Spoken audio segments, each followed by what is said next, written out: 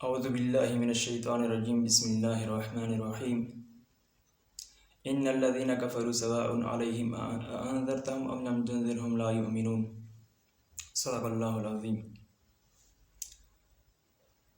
ان الذين كفروا، بے شک وہ لوگ جنہوں نے کفر کیا، سواء علیہم، برابر ہے ان پر، انذرتهم، کہ تو ان کو ڈرائے، ام لم تنذرهم، یا ان کو نہ ڈرائے، لا یؤمنون، وہ ایمان نہیں لاتے۔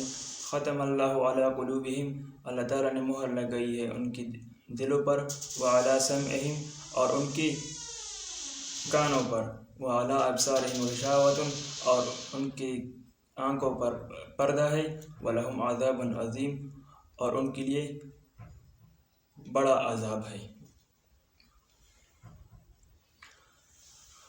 اچھا، تو سورہ بقرہ کی اس سے پہلے جو 5 آیات ذکر ہوئی، ان میں قرآن مجید کا حق کتاب ہونا، کتاب ہدایت ہونا، اور ہر قسم کی شک و شبہ سے پاک ہونا، اس کا بیان تھا، اور ان لوگوں کا بیان تھا جنہوں نے قرآن مجید کو قبول کر کے قرآن مجید سے حق کا راستہ پایا، ہدایت کے راستے پر چل پڑے۔ اللہ تعالیٰ نے ان کو متقین اور مؤمنین کے لقب سے نوازا۔ اب اس کے بعد جو 15 آیتیں آ رہی ہیں، ان 15 آیتوں میں ان لوگوں کا بیان ہے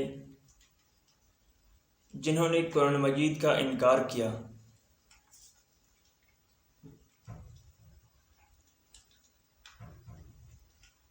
تو قرآن مجید سے انکار کرنے والے لوگ 2 قسم کے تھے۔ ایک وہ لوگ تھے جنہوں نے کلی طور پر، یعنی کلم کلا قرآن مجید سے انکار کر دیا اور کہہ دیا کلم کلا کہ ہم قرآن کو نہیں مانتے، ہم حضور صلی اللہ علیہ وآلہ وسلم کو نہیں مانتے، ہم ایمان نہیں لاتے۔ ان کو کافر کہا ہے، قرآن مجید کی اصطلاح میں ان کو کافر کہتے ہیں۔ اور دوسری گروہ وہ تھی جو اپنی دنیاوی ذلیل مقاصد کے لیے، دنیاوی اغراض کے لیے،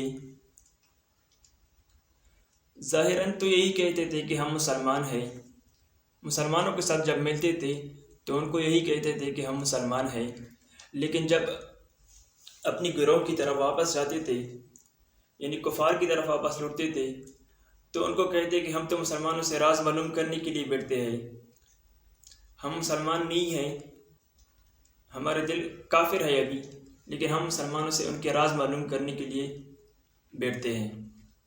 اللہ تعالیٰ نے ان کو اتنی بھی توفیق نہ دی کہ وہ اپنے اظہار معافی ضمیر کھول کر سکے۔ یہ بدترین قسم کے کافر تھے۔ تو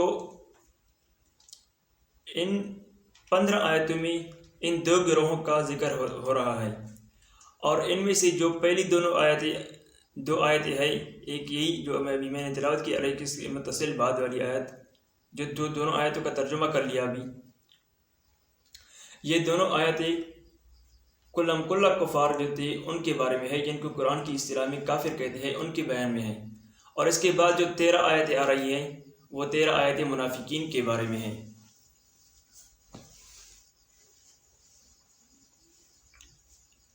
دراصل اگر قرآن کریم کی ان 20 آیتوں پر، سورہ بقرہ کی جو پہلی 20 آیتیں ذکر ہوئی، اگر ان پر ایک نظر ڈالی جائے تو ایک اصول سامنے آتا ہے۔ وہ اصول اس طرح سامنے آتا ہے کہ اقوام عالم کے حصوں یا گروہوں میں ایسی تقسیم جو اصول پر اثر انداز ہو، وہ صرف اور صرف نظریات کے اعتبار سے ہوتی ہے۔ رنگ و نسل، جغرافیہ و وطن، ان چیزوں کے اشتراک کے اختلاف کی وجہ سے قوموں کے ٹکڑے نہیں کیے جاتے۔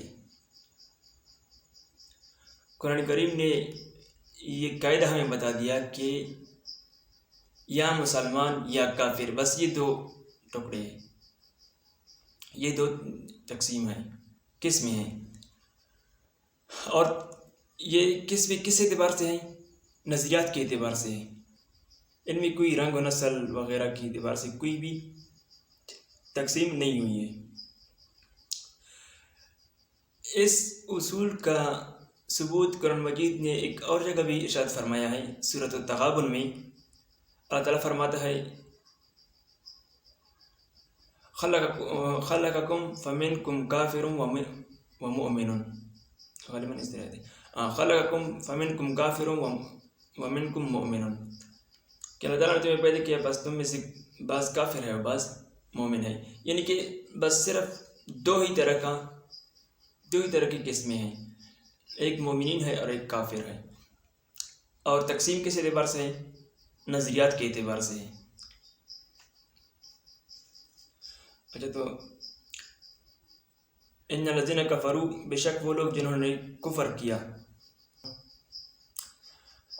اچھا، تو ان سے کون سے کفار مراد ہے؟ بندے کے ذہن میں سوال آتا ہے کہ جب اللہ تعالیٰ نے ان کے دلوں پر مہر لگائی تو حضور نبی کریم صلی اللہ علیہ وسلم کا ان کو ڈرانا، ان کو تبلیغ کرنا، یہ وغیرہ کس لیے تھا؟ تو اس سے مراد وہ کفار ہے جن کے بارے میں اللہ تعالیٰ کو علم تھا کہ یہ کبھی بھی ایمان نہیں لائیں گے، تو اللہ تعالیٰ نے ان کفار کے بارے میں بتایا، ورنہ اس کے بعد، اس آیت کے نزول کے بعد بھی بہت سے کفار نے اسلام قبول کیا ہے اور وہ صحابہ کرام بن گئے ہیں۔